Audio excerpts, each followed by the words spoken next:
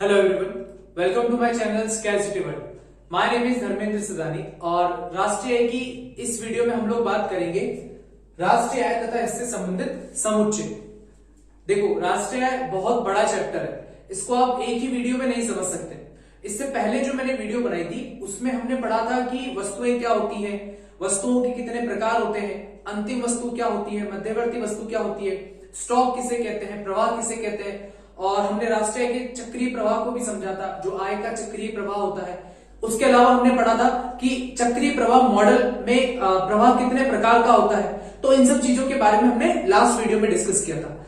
इस वीडियो में हम सबसे पहले बात करेंगे कि एक देश के सामान्य निवासी क्या होते हैं और एक देश की घरेलू सीमा क्या होती है। देखिए, हम पढ़ रहे हैं राष्ट्रीय आय। राष्ट्रीय आय का मतलब हम कह सकते हैं कि एक राष्ट्र की आय, मतलब एक देश की आय। तो उस देश की आय को निकालने से पहले आपको यह तो पता होना चाहिए ना कि उस देश के सामान्य निवासी कौन से हैं, है ना। क्योंकि हम लोग देखिए, एक देश बनता है वहां रहने वाले लोगों से, तो उन्हीं लोगों की आय को ही तो हम राष्ट्रीय आय कहेंगे। ठीक है, तो पहले हमको यह पता लगाना पड़ेगा कि उस देश के लोग कौन कौन से हैं, दैट मीन्स उस देश के सामान्य निवासी कौन कौन से हैं जो वहां पर पैसा कमा रहे हैं। ठीक है, और दूसरी हम बात करेंगे उस देश की घरेलू सीमा। घरेलू सीमा यानी कि उस देश की डोमेस्टिक टेरिटरी कितनी है ना, जहां पर हम वस्तुओं सेवाओं का उत्पादन फ्रीली कर सकते हैं। मतलब हमें कोई किसी अन्य कंट्री से, अन्य देश से, किसी भी सरकार से परमिशन लेने की जरूरत नहीं है।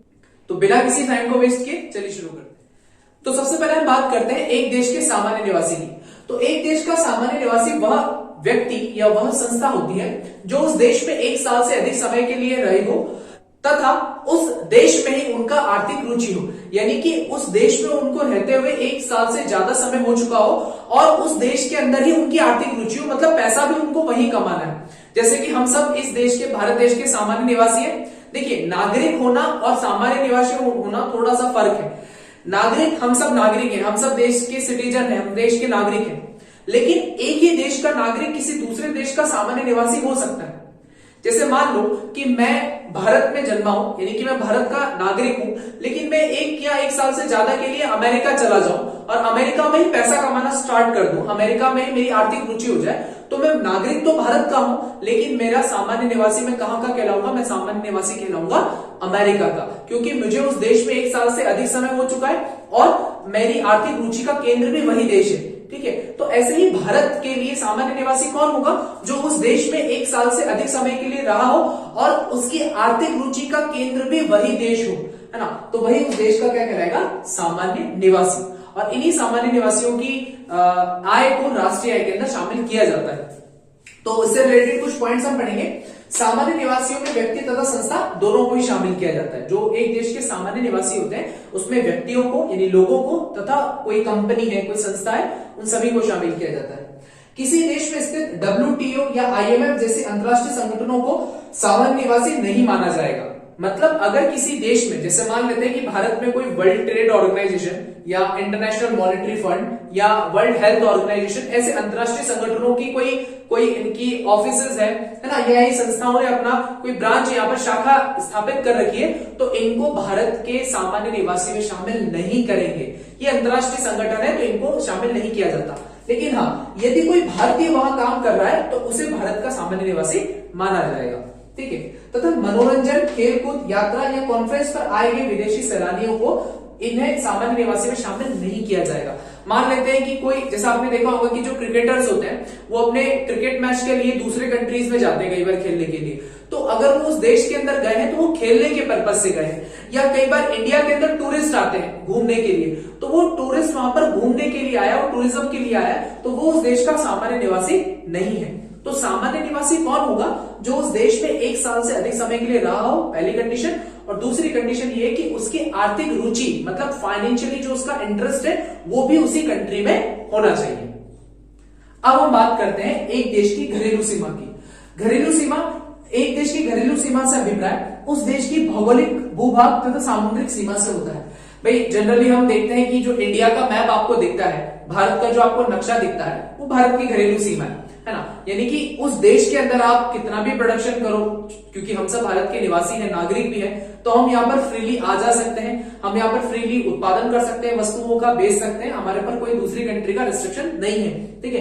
तो उस देश की भूभाग मतलब उस देश की घरेलू सीमा क्या होगी, उस पूरी डोमेस्टिक टेरिटरी होगी उधर की भूभाग और सामुद्रिक सीमा, क्योंकि कुछ नॉटिकल माइल्स आपने सुना होगा कि समुद्र के एरिया को भी हम भारत के घरेलू सीमा में शामिल करते हैं, ठीक है।